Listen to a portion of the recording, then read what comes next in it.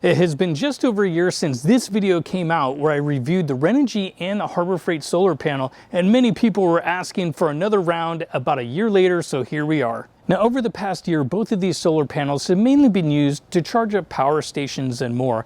I've had them outside, mainly connected in series to charge up a couple of the small EcoFlow Deltas that I have, and also just charging up batteries and the like.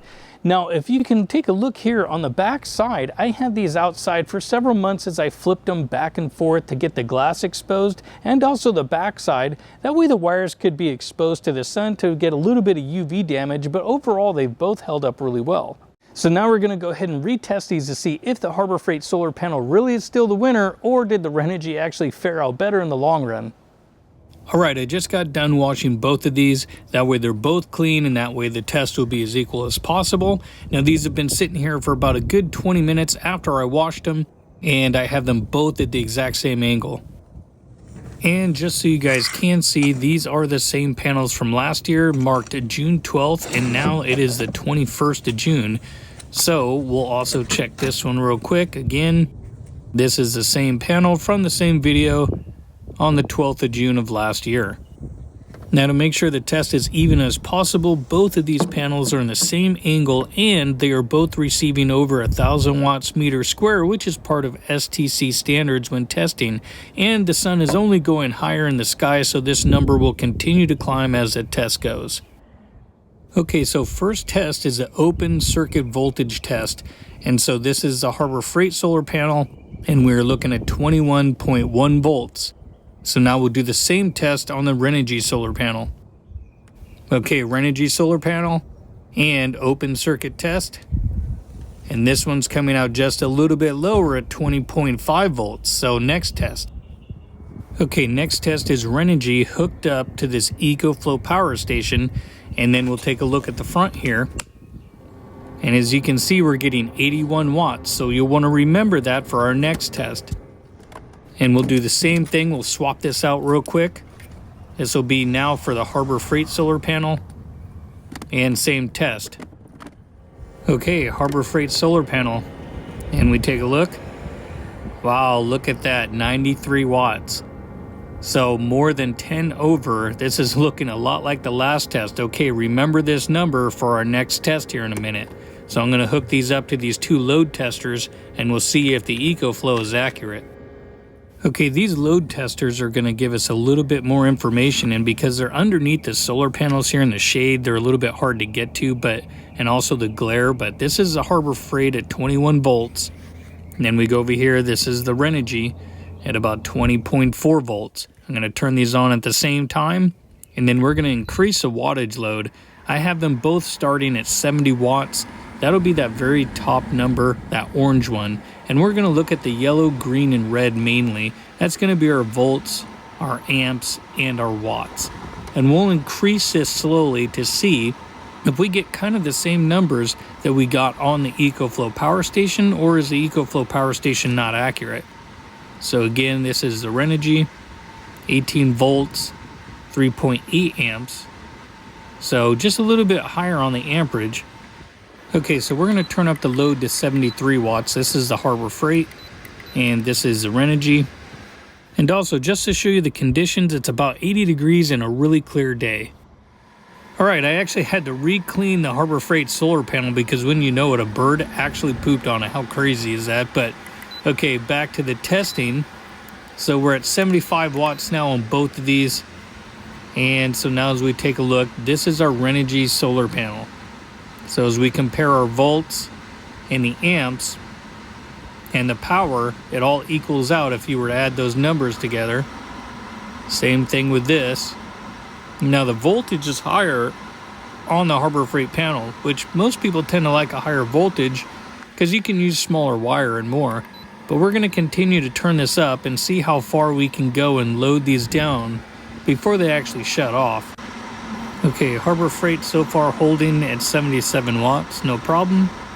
We'll take a look at the Renogy solar panel now. And lower voltage, but a higher amperage.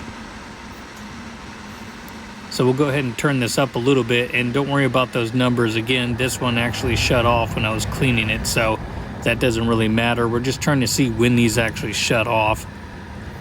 Okay, so we'll turn this up a little bit more. Slowly trickle them and see. Now remember those numbers from earlier, 81 watts, which was for the Renogy solar panel, and we're at 79 now. So far holding. And the same thing with the Harbor Freight solar panel. Higher voltage, again, a little bit lower amperage. So we'll turn these up just a little bit more. And there's 80, should be 81 actually. Now this is what we were seeing. Oh, look at that, shut off. Now see, this is what we were seeing in the EcoFlow power station, 81 watts, and it shut down. But the Harbor Freight is still going.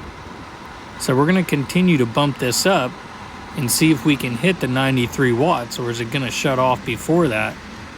And you can see here that the watts is nothing, even, and our volts are nothing too. So anyway, kind of keep going and see what this does. So we'll trickle this up and see where the Harbor Freight shuts off at. 82 and 83. We'll keep going. Let's go to 84. So far so good. Trickle up again, 85. And I actually might just turn this back on real quick just for fun, just to double check the shut off. So there's 77. We'll trickle it up slow, 78. There's 79. And this is the this is the Renogy. There's 80 holding. We'll go back to 81. Okay, well right now it's holding it. Oh, no, there it goes. So that's the limit on that panel, at least under these conditions, which these are pretty optimal right now. So, and that's what we were seeing on the EcoFlow power station. That was the most we could draw out of it. So now we'll go back over here and see it's still holding at 85. And again, this is the Harbor Freight. And we'll go ahead and turn it up a little bit more and see where this one shuts off at. 86. And go a little more. Let's go 87. A little bit more to 88. Now remember that 93 watts? Are we going to be able to pass that? Or is that where this should shut off as well? So there's 88. And 89.